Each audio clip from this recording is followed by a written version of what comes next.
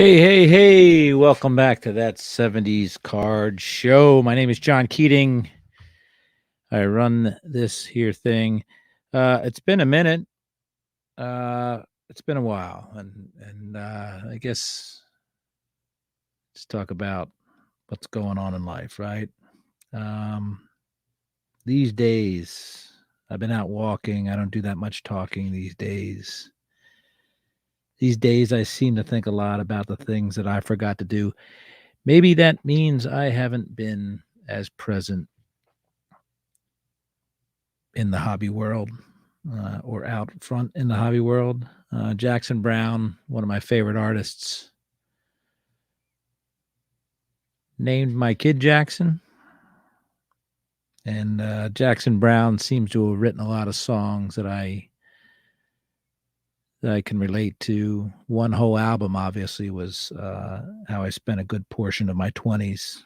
That album, Running on Empty, if you listen to that album, you'll know the life.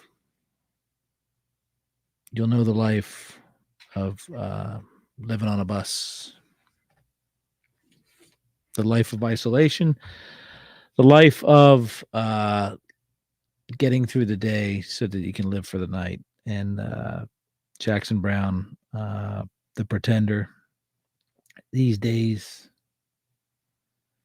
Lawyers in Love. In fact, Lawyers in Love has been on my mind a lot lately because there was a time not too recently where I was trying to find a lyric to a Rush song, and I played every gosh darn Rush song there was on my iPhone twice, three times, four times. Could not recapture that moment where a lyric hit me hard. Turns out it was a Jackson Brown lyric from the song Lawyers in Love. I thought it was from Rush's Big Money, but it was from Lawyers in Love by Jackson Brown.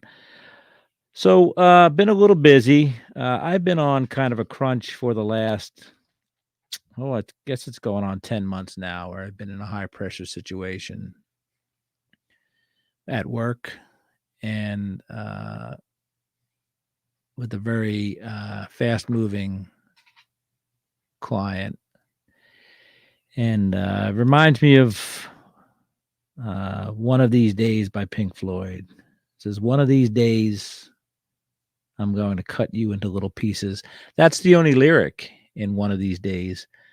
And One of These Days is from the album Metal. A lot of people talk about The Dark Side of the Moon being Pink Floyd's big step into the world of rock and roll after years of futility. We had it in Eclipse lately, but Dark Side of the Moon could not have happened without the album Metal. And probably my third favorite Pink Floyd song is on that album, a song called Fearless. But One of These Days is a song about cutting you into little pieces, and that's kind of what work does to us. Sometimes real life does that to us. But the cards are there to rescue us. I know they've rescued me. I don't really need a lot of rescuing. I spent a lot of my life kind of figuring it out for myself. So the cards are good, and it's a good diversion. And I certainly don't need them, but they bring me joy. And card people bring me joy as well. 1992, I toured with a guy named Neil Young. It was the second year I was working for him, and he was working on an album called Harvest Moon. And he was one of those unorthodox artists, I think we could all agree. Neil Young went out on tour before his album came out. So Neil would play this song called One of These Days. And one of these days, I'm going to sit down and write a long letter to all the good friends I've known. I'm going to try and thank them all for the good times together. Though so apart we've grown. You know, had a lot of friends in my life and a lot of people that come in and out of my life. And I can see somebody after not seeing them for years and immediately fall back in line. And whether that's my personality, whether that's my occupation, hitting a town every night for months on end. I'm not quite sure how what justifies that, but it's kind of hard for me to get close to people. So, age of 16, my father dies. Age of 25, my best man at my wedding dies. Age of 27, my mother dies. So, lifelong kind of standoffish behavior is the result of kind of all that stuff, right? So, have a family, have kids. Of course, my kids mean everything to me. My wife means everything to me. My job, perhaps I take my job a little too seriously at times and have done that forever. Um, Jackson Brown in his song these days said, "I've had a lover, but it's so hard to risk another these days." These days, now if I seem to be afraid to live the life that I have made in song, well, it's just I've been losing for so long. So much of my life was kind of uh, an example of that verse. Too much losing uh, with people, too much losing people in my life, and hard to risk another, as Jackson would say. This here baseball card collecting scheme that we're all involved in, certainly didn't expect this to have an impact on my life, other than, like I said, a diversion. Didn't seem to think I would be welcoming people into my life, but that seems to have happened. Uh, our boy Jackson Brown also says he'll keep on moving on. Things are bound to be improving these days. Things do improve. Met some friends along the way, and it's I've grown as a person. Even in the last couple of years, I'm gonna let go here and see if we can talk a little bit about that. I'm going to thank the old country fiddler and all those tough boys who play that rock and roll. I never tried to burn my bridges, though I know I let some good things go. My friend Cooter out there in Oklahoma, uh, he checks in on me every now and then, talks about things, talks about cards, talks about life. It's important not just to talk about cards, but we talk about life. And I lived a lot of my life thinking that I've been here before, deja vu. Maybe it's a cliche. I joked with Cooter the other day that I think I'm in the Matrix, and certain things prove that. Uh, life, life's hard when you don't have a plan. Yet, when you know it's all going to work out, I guess it's not so hard. So that's kind of been the way I've traveled down the road of life. No plans, but it's all worked out. I got asked by my boss, my direct report senior vice president, as well as my chief marketing officer last week, about where I saw myself in a couple years. And I had no idea because I've had a life of not planning. Things just work out, right? You get lucky, or you're good, but you still have to be lucky. And I've always been more lucky than good. Cooter can attest to that. Cooter, very close to his brother. They were collecting brothers as well as real brothers, and same mother and father and everything. And he said something to me the other day in a text. He texted something to me. He said, "You have this 1931 Zenut Ray Keating card," and I fumbled over myself. I did not have it, and I couldn't convey to him in words quick enough that I needed it. I thought he was at a card show. It turns out he was at his house taking a picture of this card. And it turns out his brother, his late brother Mike, who passed away and shared a passion that Cooter still shares today with his cards and the combined collections that he now oversees of his and his brother.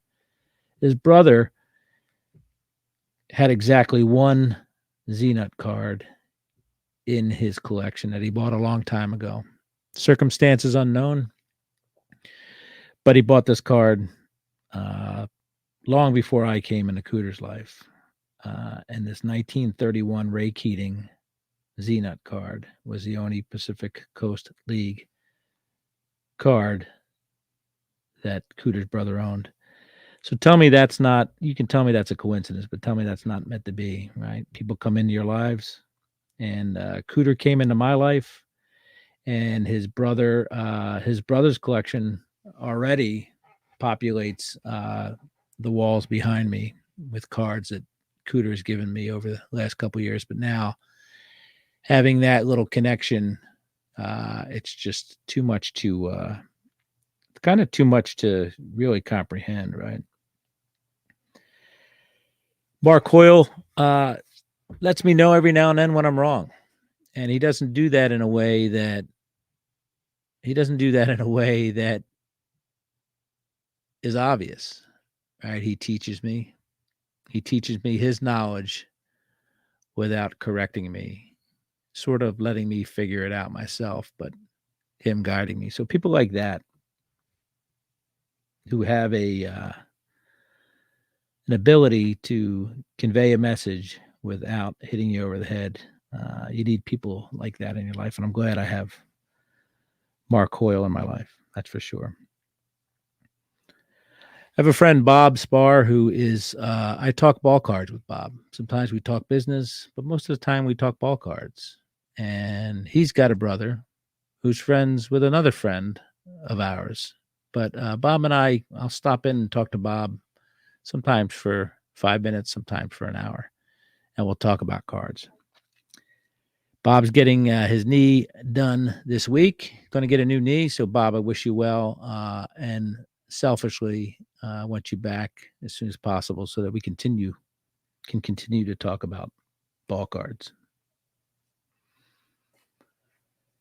Had a bunch of people over my house last week for a little bit of a card party, and met some new people and heard some old voices.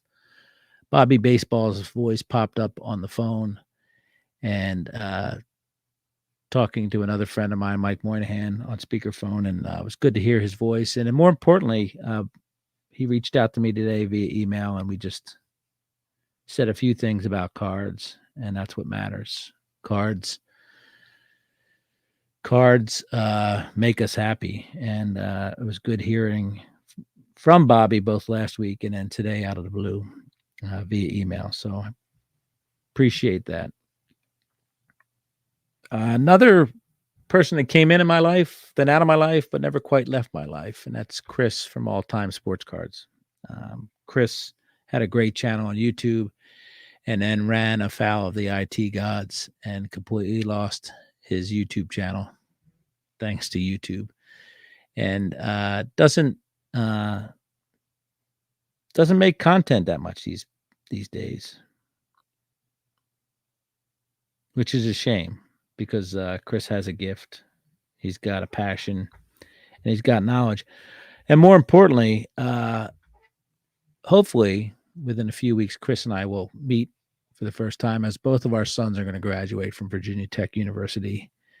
And we talked today a little bit via text about getting together and having to do that. Normally that would be something that I don't follow through on, but I am extremely excited to meet Chris, his wife, and his son, Jared, and celebrate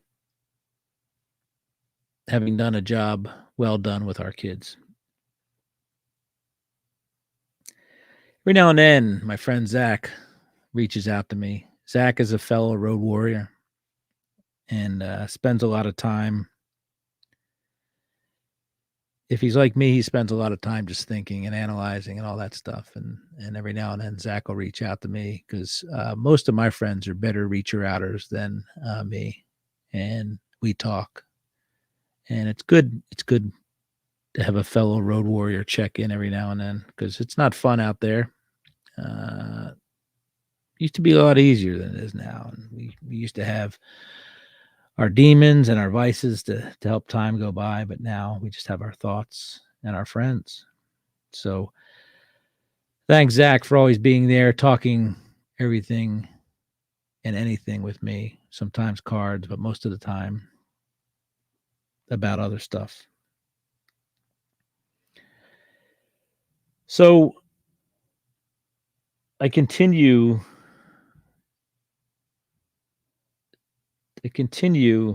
to enjoy my time collecting my cards. I'm still happiest when it's me and my cards downstairs sorting away, and my snoring dog, sometimes he's right behind me right now. He's my sorting partner. But there's a certain bliss that comes with putting cards in boxes or putting cards in binders or rearranging or sorting or numerically fixing things and all that stuff. And I hope that never leaves me. I hope it never leaves those who I care about, old and new. My friend Tony in South Philadelphia and I went to a baseball game a couple weeks ago, Phillies opener. Pretty sure the Phillies lost, but I had a great time talking to Tony for 2.5 hours. Tony probably wasn't buying the whole thing that I'm an introvert because I didn't shut up for the entire time.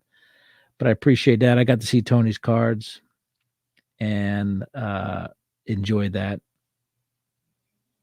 And the fun about that is I didn't have 1 ounce of envy.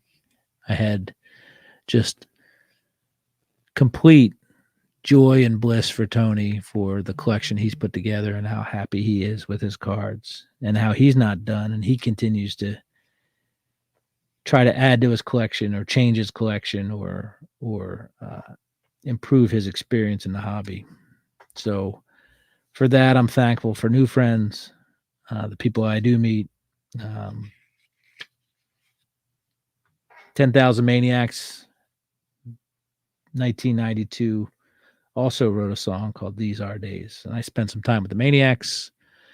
If you look over my shoulder right here, you'll see platinum record from the 1992-93 album, Our Time in Eden. These are the days you'll remember when May is rushing over you with desire to be part of the miracles you see in every hour.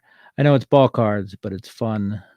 It's fun. It's fun. You need to see the signs and know their meaning and hear the sounds and know they're speaking to you.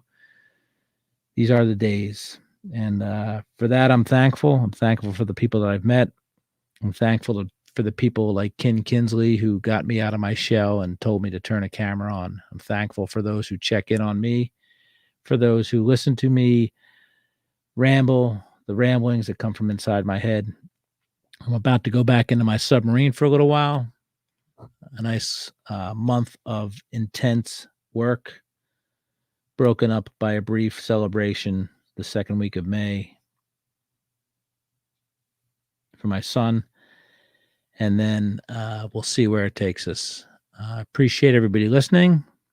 Appreciate everybody continuing to support me. Appreciate the friendships now and in the future, and of course in the past. So thanks so much, everybody. Appreciate it. Bye.